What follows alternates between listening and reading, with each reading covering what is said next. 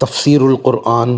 آج کا سبق سورہ آل عمران، آیت نمبر 152۔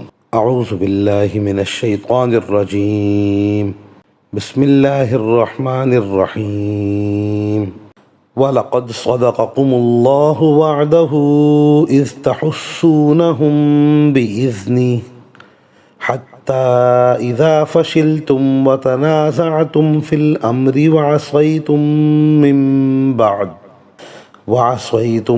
مِنْ بَعْدِ مَا أَرَاكُمْ مَا تُحِبُّونَ مِنْكُمْ مَنْ يُرِيدُ الدُّنْيَا وَمِنْكُمْ مَنْ يُرِيدُ الْآخِرَةَ ثُمَّ صَرَفَكُمْ عَنْهُمْ لِيَبْتَلِيَكُمْ وَلَقَدْ عَفَا عَنْكُمْ وَاللَّهُ ذُو فَضْلٍ عَلَى الْمُؤْمِنِينَ۔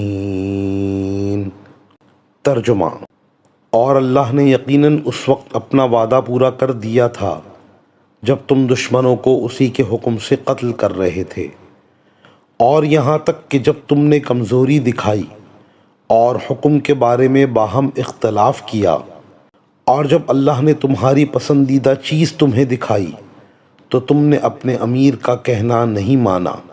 تم میں سے کچھ لوگ وہ تھے جو دنیا چاہتے تھے اور کچھ وہ تھے جو آخرت چاہتے تھے، پھر اللہ نے ان سے تمہارا رخ پھیر دیا تاکہ تمہیں آزمائے، البتہ اب وہ تمہیں معاف کر چکا ہے، اور اللہ مومنوں پر بڑا فضل کرنے والا ہے۔ اس آیت میں مسلمانوں کی اس عارضی شکست کے اسباب بیان فرمائے جو انہیں غزوہ احد میں پیش آ گئی تھی، اور ابتداً جو مسلمانوں کو غلبہ ہوا اس کا بھی تذکرہ فرمایا۔ جب رسول اللہ صلی اللہ علیہ وسلم نے تیر اندازوں کے ایک دستے کو ایک پہاڑی پر مقرر فرمایا اور ارشاد فرمایا کہ تم یہاں سے مت ہلنا، اور یہ کہ ہم برابر غالب ہی رہیں گے جب تک تم اپنی جگہ پر ثابت قدم رہو گے، اس وعدے کے مطابق جو اللہ تعالیٰ نے اپنے رسول صلی اللہ علیہ وسلم کی زبانی فرمایا تھا، مسلمانوں کو ابتدا میں فتح حاصل ہوئی اور وہ دشمنوں کو بِإِذْنِ اللہ قتل کرتے رہے۔ لیکن فتح دیکھنے کے بعد تیر انداز حضرات جو پہاڑی پر مقرر تھے انہوں نے اول تو آپس میں اختلاف کیا کہ ہم کیا کریں۔ اختلاف کرنا ہی صحیح نہ تھا کیونکہ یہ ارشاد نبی صلی اللہ علیہ وسلم کے خلاف تھا، اور پھر اکثر افراد پہاڑی کو چھوڑ کر چلے ہی گئے اور مال غنیمت لینے لگے۔ جب دشمنوں نے پہاڑی خالی دیکھی تو پلٹ کر حملہ آور ہوئے، اور مسلمانوں کو مقابلے کی ہمت نہ رہی اور دشمنوں کا دفاع نہ کر سکے۔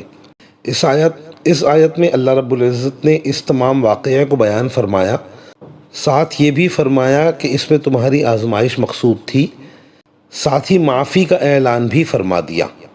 وآخر دعوانا ان الحمد للہ رب العالمین۔